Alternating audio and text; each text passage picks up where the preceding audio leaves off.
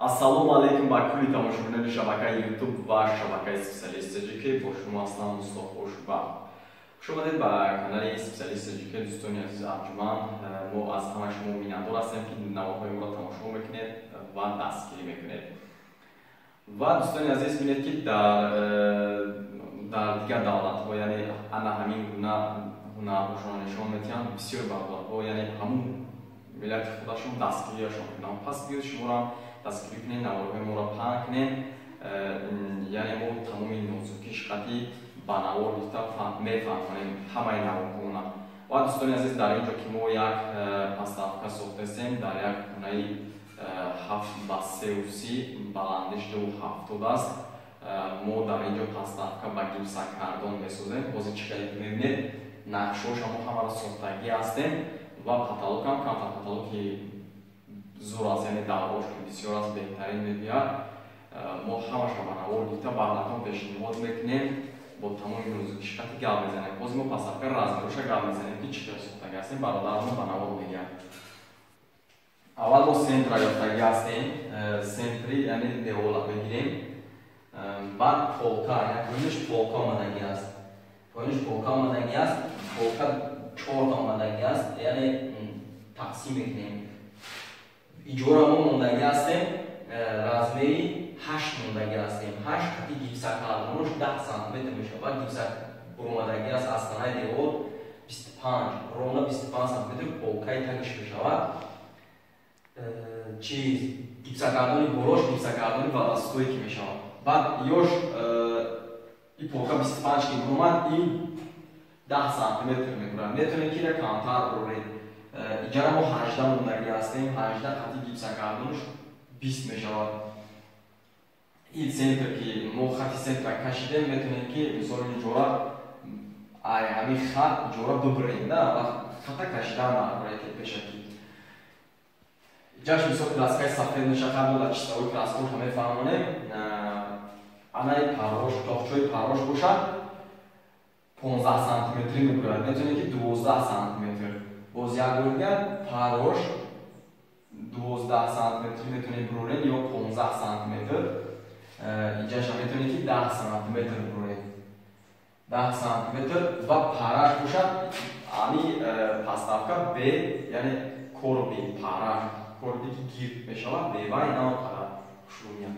дар ин ҷо вақти корба кардӣ, аз шоки корба мегирӣ. корба мо 16 гирифтагӣ ҳастем, мисол гипсокардони хати 17 см мешавад. корба кадам накоби, корба метавонед ки 6 см, 10 см ки ба монанди ҳамин давраи ки ҳамин гирд ба гирд ҳамин давра ба монанди ҳамин метавонед размерша монанди 10 см ҳамин корба. корба ки баъзе меҳам метавонед ки корба сафед кунед, саус кунед, чин ҳамун свети ки хитон пардор кунед. байди пастафка дӯстони азиз, направляш чам, направляши бояд бахват бошад, яъне направляши ки тунук намешавад, барои ки вақте ки направляшро мебурӣ, мурак мебурӣ ҳамаша, самаре заданда шуморо яъне ғам метиҳад. самареза ки зади направляшро ки шумо бурдагӣ ҳастед бебаху боша, агар телаш мекунад, вақте направляши ғавз бошад самарез мекашкаша, яъне мекапад. хабо месозем, ба навор мегирем, бо як бори дигар гапто мезанем ки пастафка мо наздики шудааст, яъне қариб ки буч гестааст. анами қаламое ки мебинед ҳамаашда мо направляши ба ҳамин қаламо меравад. баъд он гипсокардон худаш даъмаи то мехӯрад. ҳозир мо як тарафа тайёр кардем, яъне гипсоша сахт мекунем, бо як тарафи яша сар мекунем, ҳамаша тамошо кунем то каша. лайка фаромӯш накунем. ина дӯстони азиз, мо пастафкаи ки наздик овардем, фақат лицош монда, яъне тош монда ки мо сахт мекунем. гипсокардонша мо чӣ хел мебурем ани полпургоро. чӣ хеле ки мебурем, полпурго худаш тайёр аст ва гипсокардон, ина мо як гипсокардонша размер гирифтем, бурдем, тана ҳамин давр ки мечаспониша, мехапша ки наҷма, қалам, ина қалам. қалама мегири, айни мидрони ҳамин хатиш мекаши. гир бано ки хат ки кашидӣ, ҳамин хатора мебури осмона бо мегири гаштака мемони сахтиш мекунӣ.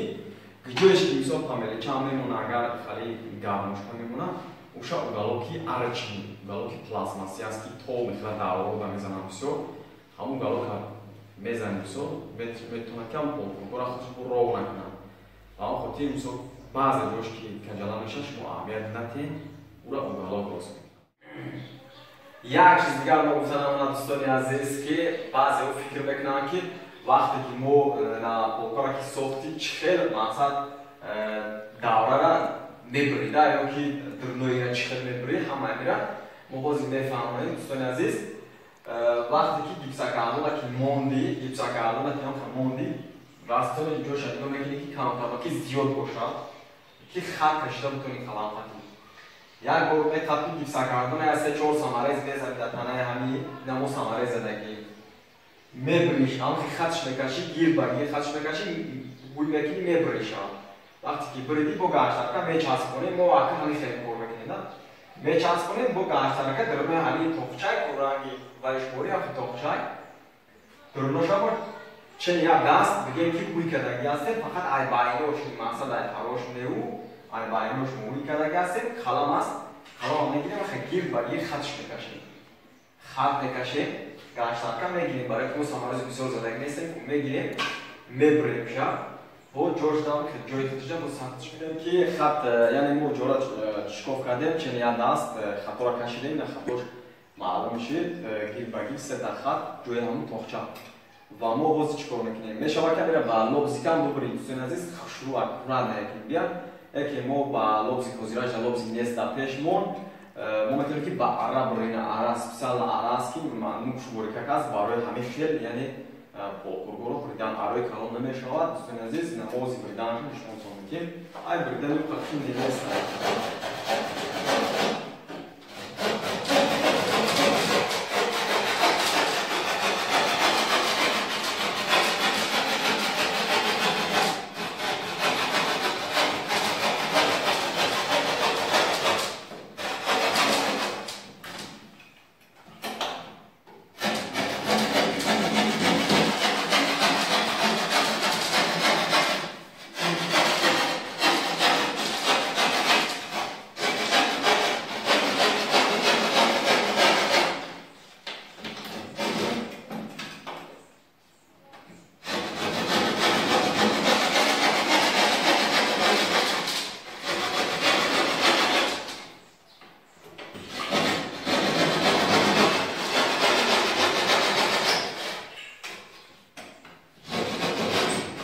سه طرف میبریم یک طرف دیگرش لزوه خطی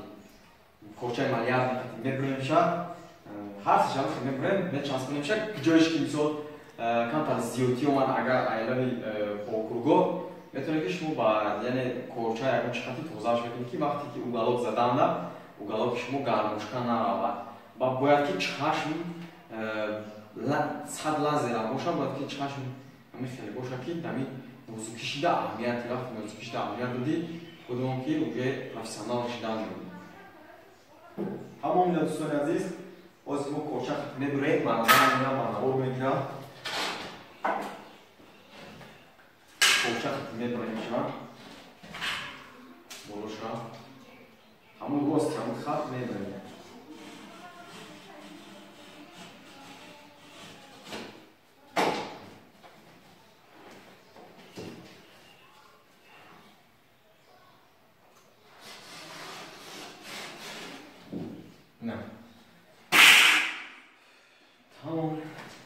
بعد دیگه ما برای چی سپلاشنوی کردیم که وقتی که کسوک بسیار روشن همی جوش کفیدنش ممکنه ده این جوش کفیدنش ممکنه اگه صد سرکر هم میزنید خوبه لیکن با سپلاشنوی وقتی که باشه زوری بعد میبیاده سرکر بسیار میزنه برادران عزیز مصطفقای موجود تیتوزش تیار شد خطی پولکوش و یعنی پایونش مونده است پولکوی پایونش مونده است چون که میبینید ما پروفیل زده استیم жилка кашидагӣ ҳастем яъне мо ира бораи чӣ задастем ки вақте агар по таъммунӣ мақсад дарон назанам волқаи мо ба ҳамон хотир мо профила наздик задастем бози ай болои ин направляешра дар болои ҳамон профилон хеле хоб мекунем направляешра ки инам хеле хоб мекунем дар болои ҳамин фақат направляешра баъд бои хеле профил мезанем гипсокардонша сахт када рафтан мебинем гипсокардонӣ ба дастое ки غاوس است 1 سانتیمتر است همون رو خوب کدر افغان می‌کنیم. کجا دیگه است؟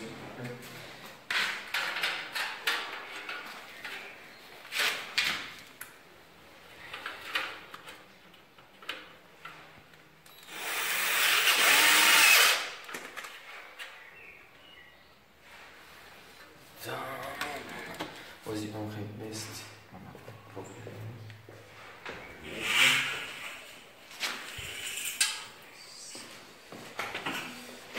دوستان عزیز ما پروژه شما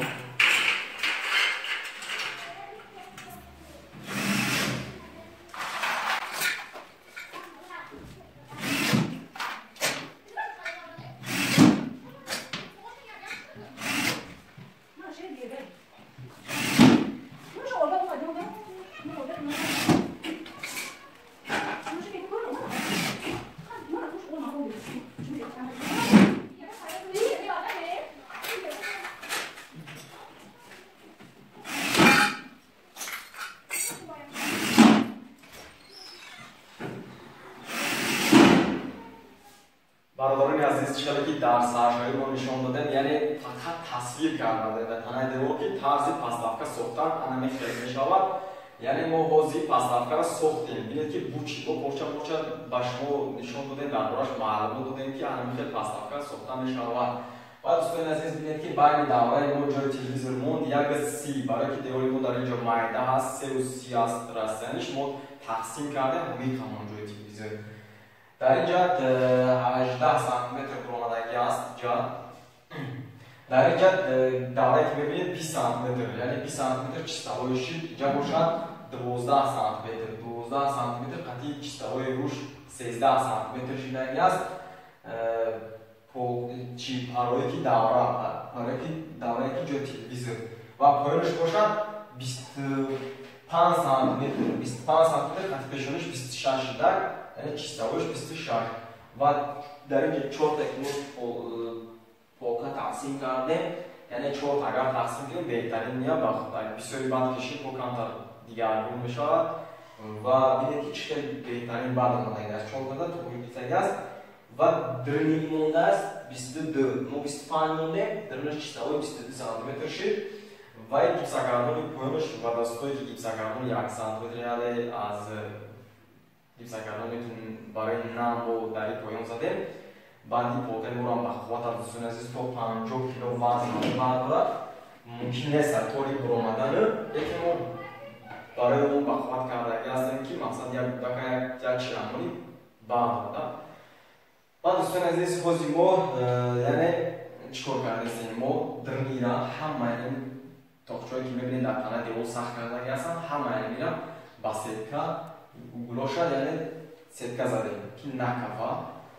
جایی که نمی در تنه دیوار سخت شده است و اوگالاکوش هم سخت کردیم اوگالاکوی که عرچنی بعد استپلر پیشکی سخت کردیم همشا آسان است که با استپلر پیشکی سخت میکنیم بعد رول بانکتی یعنی رستش میکنیم نه رول بانکتی ما رستش کردیم اگه دوست دوش پاکلیفکا میزنیم بعد بمونه کراسکالا میبوش بود وقتی که چیسته‌های کشید بود دربارش معلومات میتونیم یعنی بنابر میکنیم نشان میدیم و پروایی روازی ما کورکوری سخت رو بگیریم برای که ما در اینجا نشان بکنم و این همین بود امروزا یعنی پستافکایی که ما ساختیم دوستان عزیز دو روز در چهارنامه‌اش وقتی ما را گرفتگی است یعنی گیپسگردانی خالیش فقط و 3 روز دیگه چیسته‌هایش یعنی توکسیون است که تست خوب میشود یا پستافکا 5 روز وقت میگیره که ما 2 نفر بودیم دوستان عزیز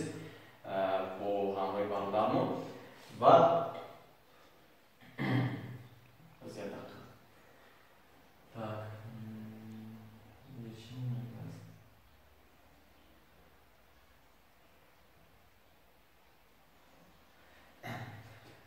و برادران عزیز در آخر گفتنی هستم برای برادرانی که تا حال کانال ما را تماشا میکنن و باره رو که تا خیلی نماره ما را تماشا میکنن و دستگیری میکنن حالا این نماره که ما میکنیم دوستان عزیز همش برای شما است که ما بنوار میکنیم تا موضوعیش هم بفهمونیم که انمی خیلی ساختن شما پستافکایی که در بین انمی تلویزیون میستن دستگیری فراموش نکنید دوستان عزیز خیلی